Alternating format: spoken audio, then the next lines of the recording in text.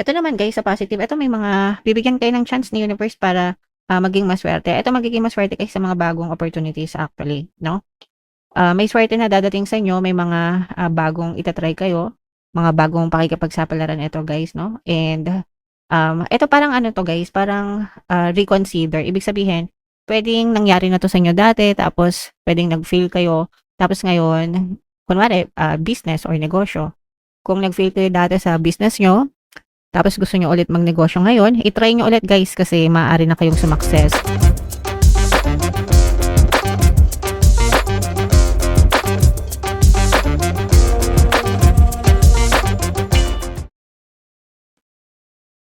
Hello guys, hello Aries. Welcome back to Pinoy Pixie Tarot. Ang pamagat ng episode natin for tonight is Money Money Come to Me. Ito yung ating money reading guys para ngayong August para sa Aries, Sun, Moon, Rising Sign, and Venus. So unahin natin tong deck na to.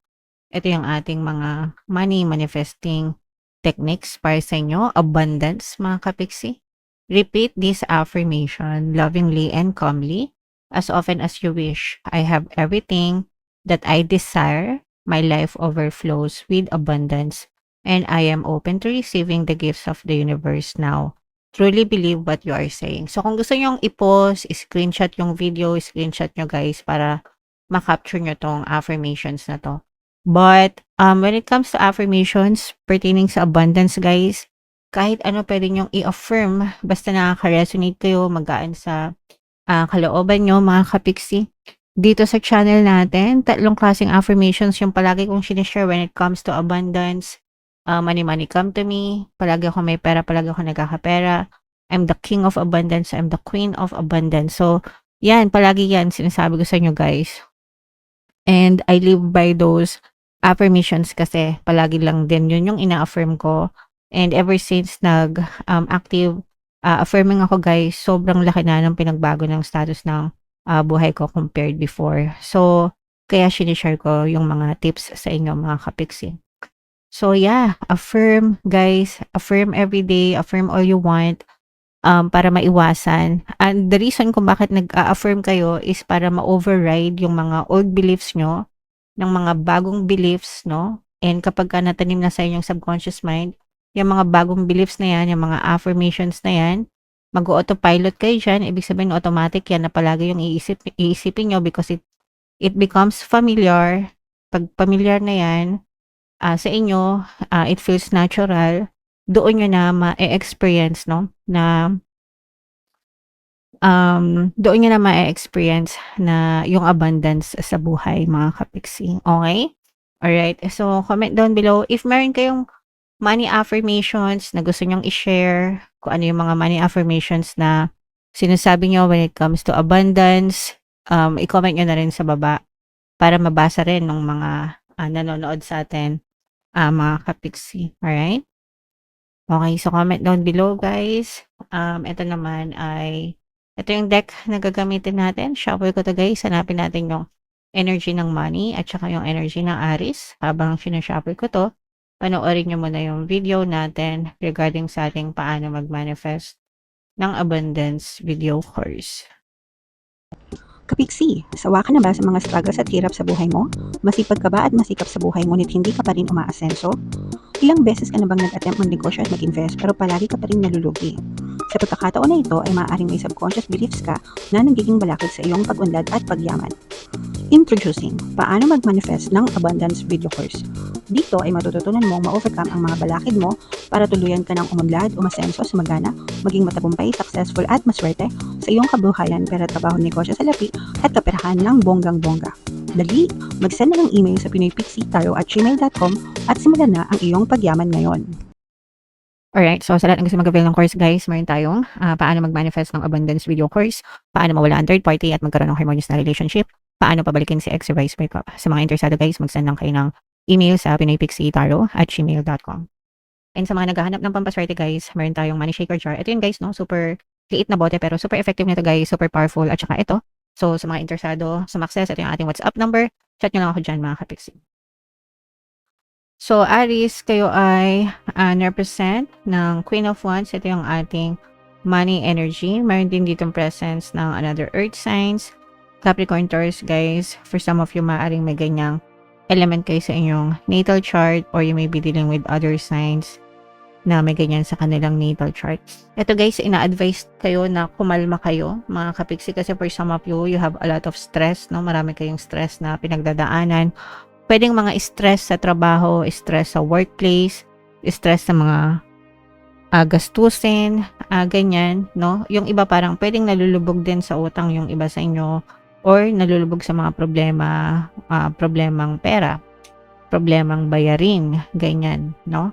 O kaya naman yung iba, depende sa sitwasyon nyo, yung iba, pwedeng may mga iniisip kayo tungkol sa negosyo nyo, kung kayo ay mga negosyante, or for some of you, you may also be dealing with yung mga clients na mahirap i-handle, no? So, yeah, kaya nagkakaroon kayo ng stress, mga kapiksi. This is why, ina-advise kayo na kumalma. Guys, kailangan kalmado para medyo maputol, no, yung stress, kasi kaya kayo na-stress dahil sa pag-overthink, and ang gamot doon is kumalma, no, para hindi kayo masyadong mag-overthink, mga kapiksi. Okay? Alright, so yeah, yan yung nakikita natin sa negative. Ito naman guys, sa positive, ito may mga bibigyan kayo ng chance ni universe para maging maswerte. Ito magiging maswerte kayo sa mga bagong opportunities actually, no? May swerte na dadating sa inyo, may mga bagong itatry kayo, mga bagong pakikipagsapalaran ito guys, no? And ito parang ano to guys, parang reconsider. Ibig sabihin, pwedeng nangyari na to sa inyo dati, tapos pwedeng nag-fail kayo, tapos ngayon, kunwari, business or negosyo. Kung nag-fail kayo dati sa business nyo, tapos gusto nyo ulit magnegosyo ngayon, itry nyo ulit guys, kasi maaari na kayong sumakses this time, maaari na kayong magtagumpay this time, and maaari na kayong swertehin this time, mga kapiksi. Kailangan nyo lang maging responsible. Syempre, kailangan naman talaga yan, no? But definitely, if you try it again, nasa panig nyo ang swerte. Yun yung ibig sabihin. Nasa panig nyo ang swerte, mga kapiksi. Okay? Mas magre-resonate yan sa mga kapiksi natin na may negosyo or nakikipagsapalaran sa mga bagong bagay, guys. Alright? Okay. So, what else, mga kapiksi? Ito naman, guys. For some of you, nagtutulungan. Ito, swerte kayo sa mga, kung meron kayong mga partner, guys. Partners or specific person, mga jowa, asawa, boyfriend, girlfriend, ganyan. Magkatuwang kayo, lalo na kung parang home business, ganyan. Parang solo business, hindi solo. Hindi solo kasi dalawa kayo. Mini business, ganyan. Parang tinutulungan ka ng partner mo, ng specific person mo, na parang nagiging inspirasyon, no? Tinutulungan ka niya na i-push mo yan, ituloy mo yan, susuportahan kita. Parang ganon, mga kapiksi. Okay? So, yeah. And maswerte ka na may ganyang kang kapartner. And magiging sobrang busy kayo sa mga may business. Guys, magiging masyado kayong busy sa negosyo ngayon. Meron ito guys na parang pros and cons. Maaaring dumami yung mga customers nyo, mga clients nyo. Pero yung mga cons nito, marami kayong pagkakamali na pwedeng ma-experience sa negosyo, mga kapiksi. Pero dun sa pagkakamali na yon, magtuturo yun ng leksyon sa inyo para mas mag-improve pa yung negosyo nyo, yung business nyo. Mas maging magaling kayo mag-handle, mas maging ma-okay yung customer service nyo or whatever. Pero sa business yan, sa mga negosyante yan, mga kapiksi. Alright?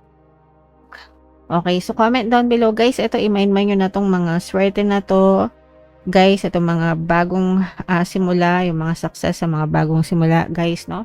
I-mind nyo na yan. Sa comment section, yan yung mga magagandang energy na nakita natin para sa inyo, Aries.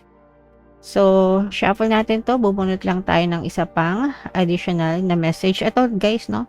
Courage, mga kapiksi. Kailangan talaga malakas yung loob natin. You are safe. Fear is an illusion. Set strong boundaries, mga kapiksi. So, fear, is the mind killer, guys, no? Sabi ko nga, yung favorite na sinishare ko sa inyo from the movie Dune.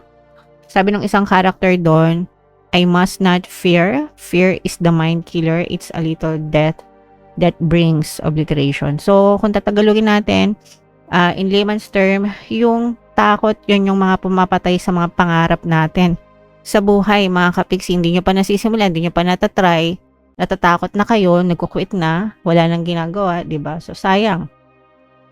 So, you have to face your fears, mga kapiksi. It's just an illusion. It's nothing but a state of mind, guys. Wala yung takot na yun. Nasa isip lang yun. And kung hindi nyo siya iisipin, hindi siya mag-manifest, hindi siya mag-push out sa inyong physical reality, mga kapiksi. Okay?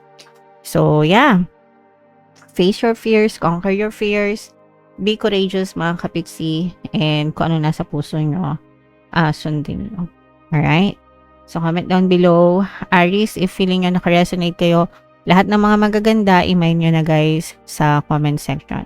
For more tarot readings, ito yung playlist nyo guys. Ito naman yung ating success stories ng paano mag-manifest ng abundance video course. Panoorin nyo itong video natin guys about money shaker jars. Thank you for liking, sharing, and subscribing. See you next time. I love you all guys. Have a nice day. Bye-bye.